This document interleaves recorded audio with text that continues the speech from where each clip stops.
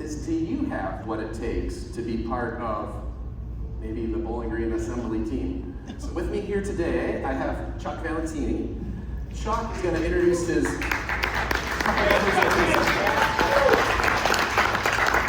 Now, come on, we have to deal with him every day. Yeah, right. So Chuck, why don't you introduce who you have here with us, and then we'll talk a little bit about what we're going to do next. Thanks. So brought three of the team here to help with this exercise today. Eric Hill is a shift leader. He currently is running second shift for me, so he makes it so I can sleep at night, but we still build good cars for you all. And then Gabe Edmunds is one of our supervisors that's trained in body and paint. And then Jared Clendon is one of our business managers in body systems. They're all working tonight, but they came in early so we could, so they could come over and help us do this for you guys. So, how many people in the room think the paint on a Corvette is fantastic?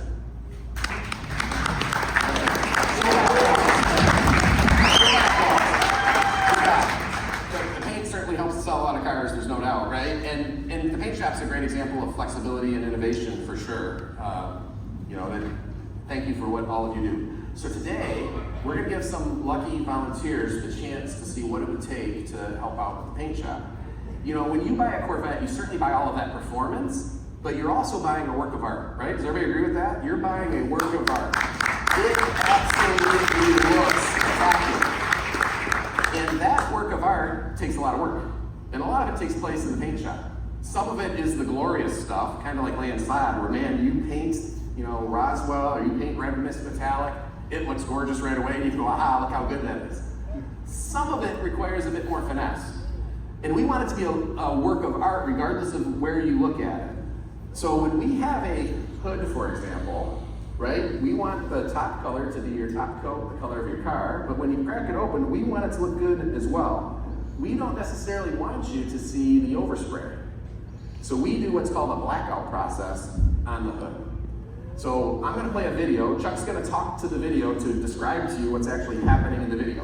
And I'll say, pay careful attention, because y'all are going to have a chance, some of you are going to have a chance, to see if you can prep a hood for blackout. Here we go. So when you guys are on the plant tour, you see the car get painted, and after it gets painted, it goes to finesse. And when we're done with it, it goes upstairs on the third floor to blackout. And the first thing we do is separate the panels from the rest of the car. And that's what you see the team member doing with the hoist. And then we flip them over into these tubs. Each of the parts has a specially designed tub. And then they secure the tub to the panel with special oven tape. And then once they're done with that process, it gets put on another carrier and it goes through a spray booth in which the robot will apply the blackout material to it. And then it gets baked in an oven. We bake this lower temperature than we do the rest of the car. It bakes at about 190 degrees for about 60 minutes, and then we'll come out the other end. And all of this work that you see them do will then undo, right? Take it off, and then it goes right back onto the same car.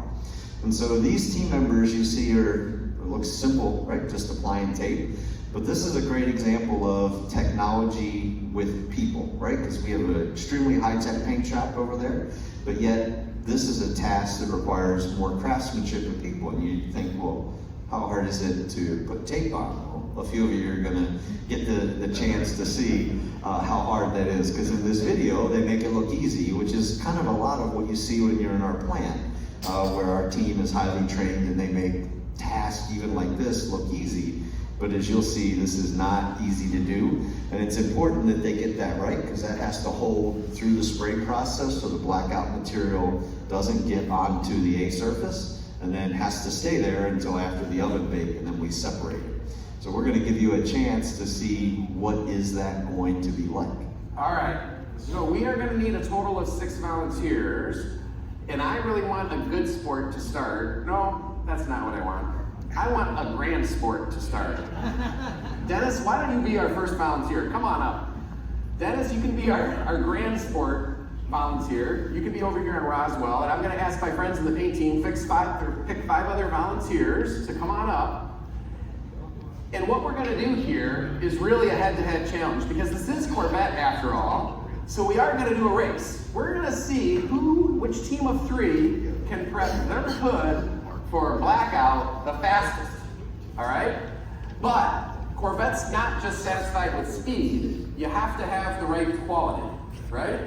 So our paint team, not only will be judging how far did you get prepping the hood for Blackout, but they'll also be judging the quality of the work that you do on this hood.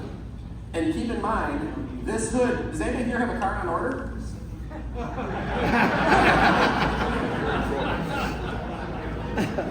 The way we keep costs down is these hoods are gonna end up on the car. All right, so, you want to give a little bit more instruction? Sure. So we're giving you 5 minutes. Yep. That's not how long you get if you work over there. It took you 5 minutes to do one, you'd have to find something else to do. But we're going to give you 5 minutes to do this task. And honestly, the first thing you'll have to do is flip it over correctly and put it in into the tub. And then you'll begin the process, and then the paint team will be here to help and assist you. We are going to time you. There's a timer in the back, and I will let you know as we tick down each minute. Yeah, so, keep that in mind. Not that I want to build pressure on you all, but there is that 5-minute max timer in the back of the room. And you all need to keep in mind, do you see the gentleman with the camera? He is taping you. He is taping you, so what happens here will stick with you for all of time. I am sure. You may take them. You may take them for sure. All right, so are we ready, team? Do you get the idea of what you need to do?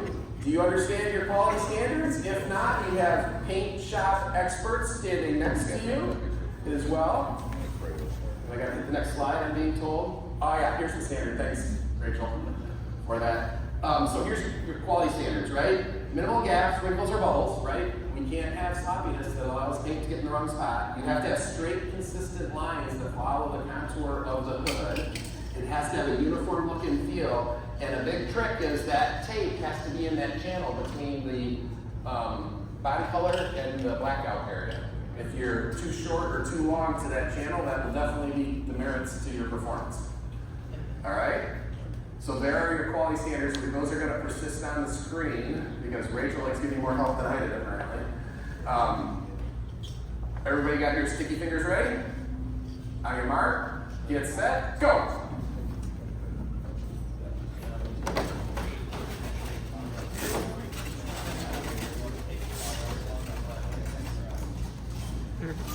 How do you guys think they're going to do? Does anybody want one of these hoods? Who's on Team Magnus? It would be unique. Nobody. Who's on Team Oswald? Yeah? All right.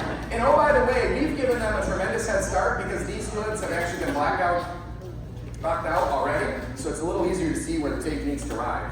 So we've given them a head start just with the product that we've provided as well.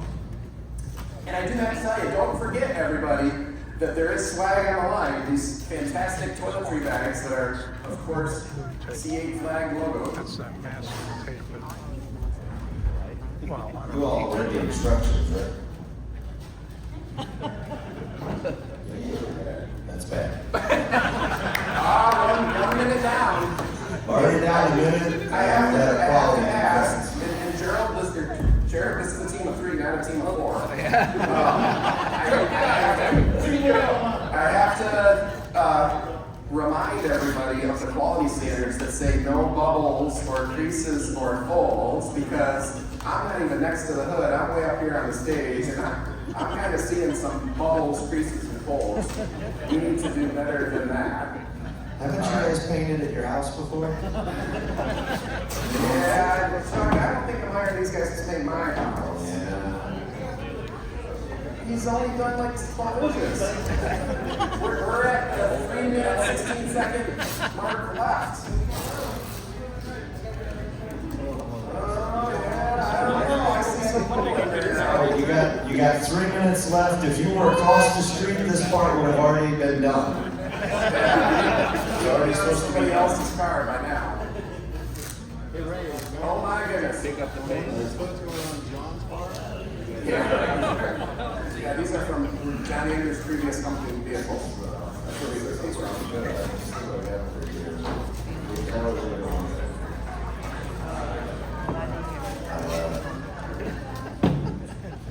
This is pretty good. All right, we're happy to max out time. You're well over how long it takes our team to actually master the car. But the other point I want to point out as we're doing this is how many people thought of this detail about how their car was made? Right? A question was asked, how long does it take the plant people to do it? The answer is about 2 minutes per panel.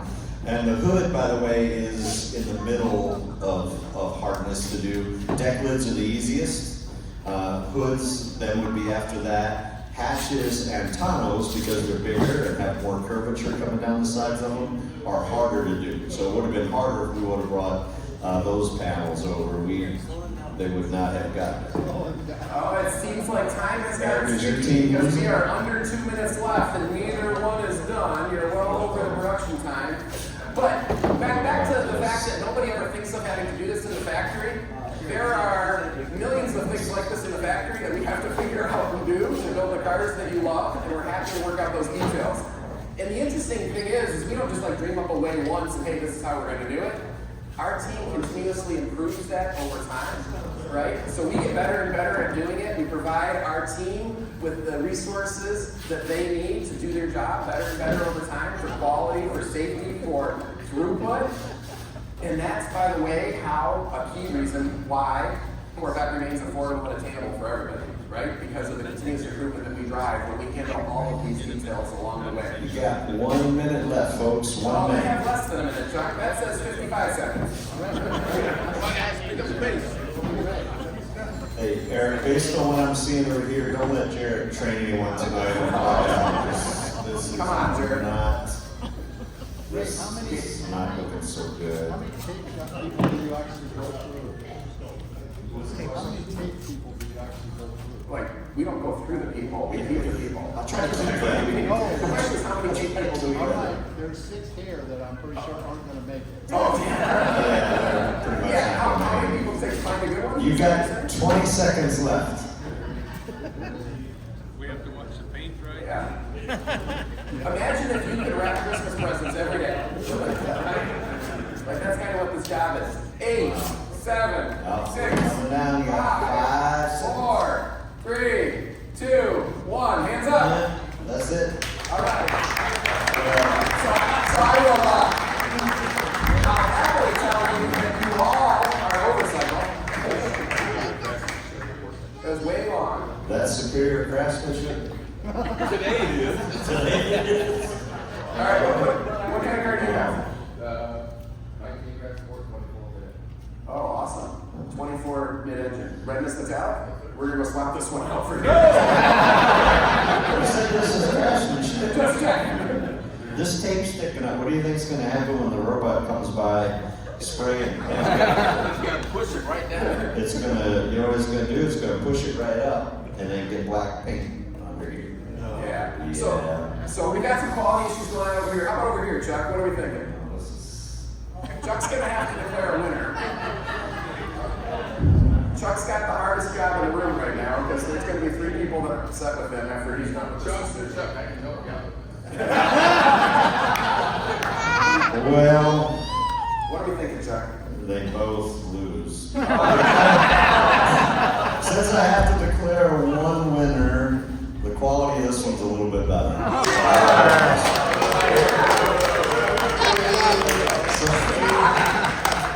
Sorry, look at the corners. That's it. This side looked better.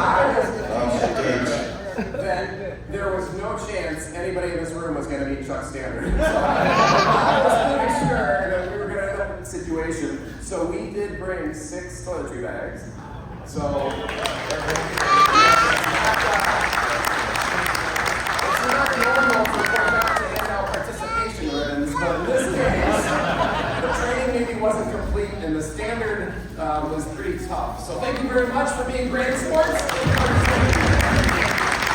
One thing that I will just point point out to you is when we do this for real, when we teach our people, they don't practice on your car. Just so you can be rest assured. When we practice on his car. Yeah, but when we have new people, we have an offline training area set up for this, and we'll have people that take their time. We teach them how to do it. They'll do one, we look at it, show them, no, this is what you gotta do that, and they can practice. We do that long before we let them actually work on your car. We do that in a lot of different jobs, right? Because we don't want them to experiment on your dream car, but we gotta train them, so we use tools like that offline training, so. Yeah, and similarly with launching a model, you know, a lot of the early build process is certainly to, you know, determine durability and do the engineering tests and the regulatory tests and all those things you have to do for a car, but it's also to train our people. All right, so as we pivot away from this, let's give Chuck and Eric and Jared and Gabe a big round of applause.